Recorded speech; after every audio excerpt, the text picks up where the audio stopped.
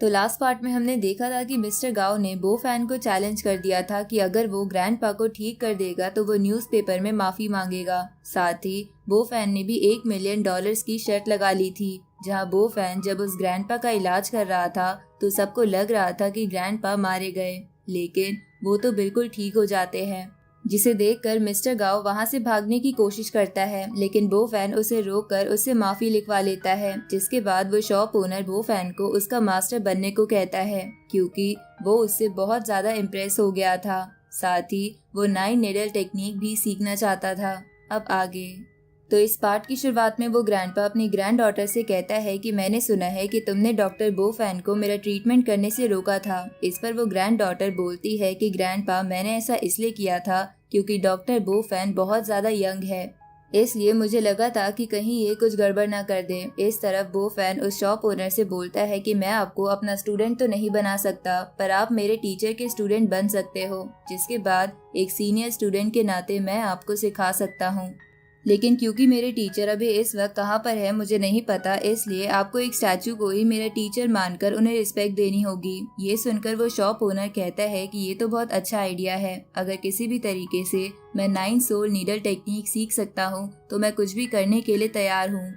इसके बाद वो शॉप ओनर ग्रैंडपा से कहता है कि क्या तुम जल्दी से एक स्टैचू और पूजा का सामान अरेंज करवा सकते हो। इस पर वो ग्रैंडपा अपनी ग्रैंड डॉटर से बोलता है कि जल्दी से ये दोनों अंकल जो भी चाहते हैं वो अरेंज करवा दो। तो वो ग्रैंड डॉटर जल्दी से सामान अरेंज करने के लिए जाने लगती है, लेकिन तभी वो रुक कर ग्रैंडपा से बोलती है कि दोनों अंकल से आपका क्या मतलब है। इस पर ग्रैंडपा कहता है कि आज से डॉक्टर बो फैन शॉप ओनर वाले अंकल के सीनियर स्टूडेंट है, इसलिए डॉक्टर बो फैन भी तुम्हारे अंकल हुए। ये सुनकर बो फैन मुस्कुराने लगता है, जिसे देखकर ग्रैंड डॉटर को गुस्सा आ रहा था, पर वो बिना कुछ करे सामान अरेंज करने चली जाती है। इस तरफ हम एक डॉन और एक और एंशिएंट मेडिसिन डॉक्टर को देखते हैं, जहां वो डॉन उस डॉक्टर से कहता है कि क्या आपने इस महीने की सेल्स देखी, वो काफी अच्छी हुई है, तो आप क्या मेरा प्रॉफिट % बढ़ा सकते हो।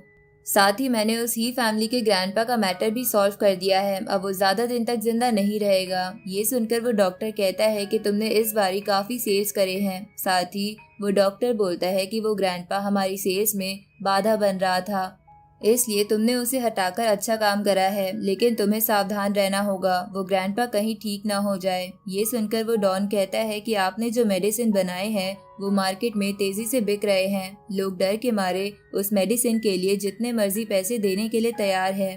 असल में ये डॉन और ये डॉक्टर मिलकर मेडिसिन का जाली बिजनेस करते हैं और शायद इन्हीं लोगों ने पूरी सिटी में बीमारी फैलाई है, जिसकी दवाई बनाकर ये प्रॉफिट कमा रहे हैं। लेकिन ही फैमिली का ग्रैंडपा इनके बिजनेस में प्रॉब्लम बन रहा था, इसलिए इन्होंने उसे भी बीमार कर दिया।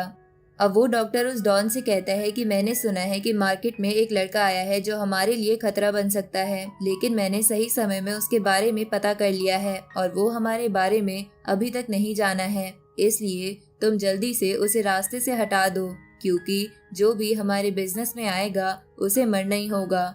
ये सुनकर वो डॉन इसके लिए मान जाता है। इस तरफ हम देखते हैं कि वो शॉप ओनर एक स्टैचू को बो फैन का टीचर मानते हुए उन्हें अपना मास्टर बना लेता है, साथ ही वो उन्हें रिस्पेक्ट भी देता है। इसकी वजह से अब बो फैन उस शॉप ओनर का सीनियर बन गया था, इसलिए वो शॉप ओनर बो फैन को भी झुक कर रिस्पेक्ट देता है, लेकिन बो फैन उसे उठाकर कहता है कि इसकी कोई जरूरत नहीं है।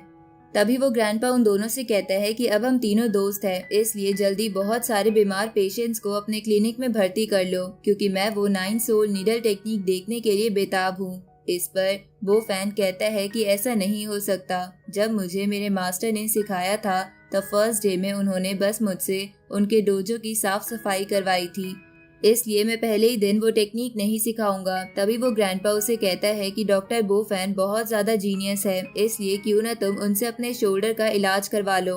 ये सुनकर वो ग्रैंड डॉटर गुस्से में बोलती है कि बो फैन मेरा कोई अंकल नहीं है, ये तो मुझसे भी छोटा दिखता है, तो ये मेरा अंकल कैसे हो सकता है। इस पर वो ग्रैंडपा कहता है कि भूलो मत, जब मैं बीमार था तो अंकल बो फैन ने मुझे ठीक करा था। ऊपर से जरूरी नहीं कि कोई एज से ही अंकल बने, कुछ लोग अपने टैलेंट से भी सीनियर बन जाते हैं। ये सुनकर वो ग्रैंड डॉटर बो फैन को अंकल कहते हुए सॉरी बोलती है।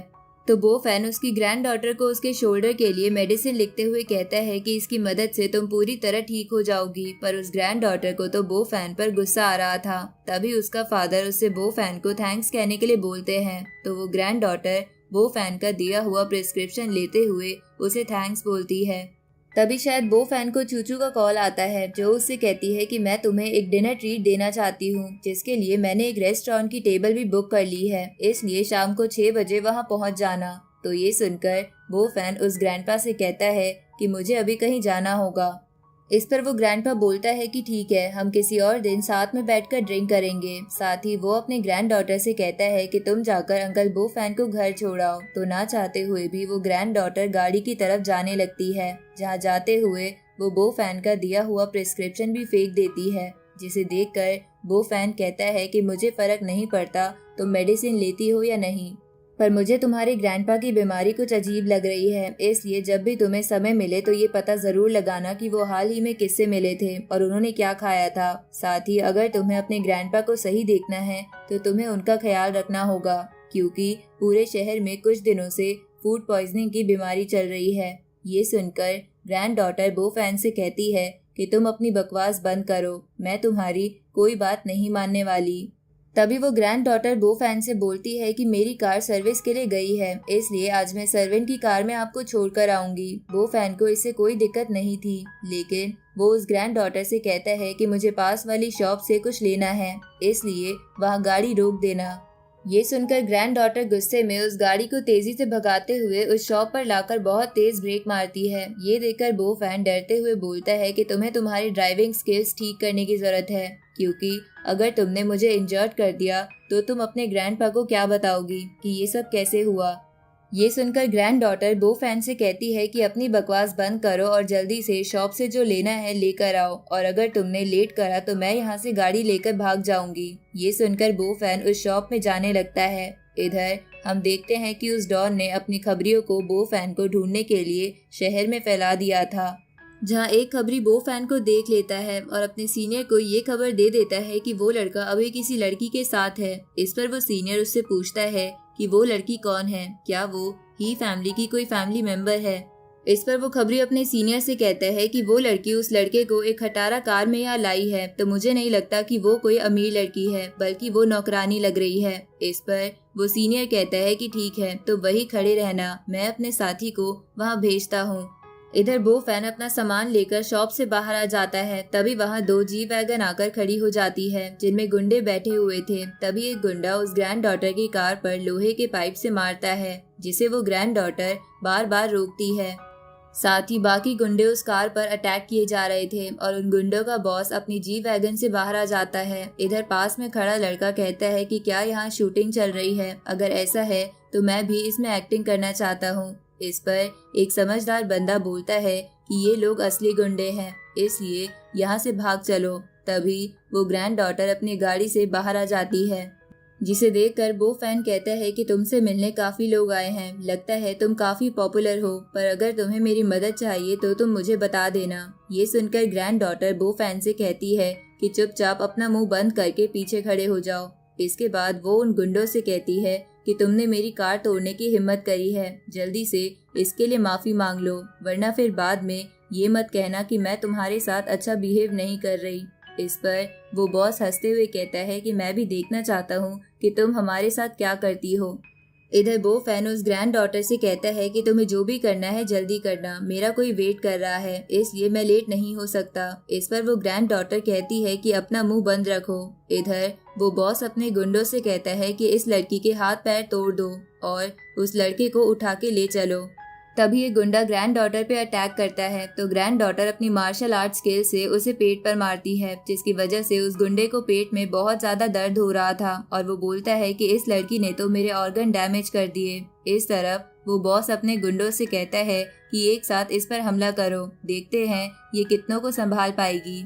ये सुनकर वो गुंडे ऐसा ही करते हैं, जहाँ एक तो ग्रैंड डॉटर पर पीछे से अटैक करता है, लेकिन वो ग्रैंड डॉटर उन सभी को पीट कर नीचे गिरा देती है। अब इसी के साथ ये पार्ट यहीं पे खत्म होता है।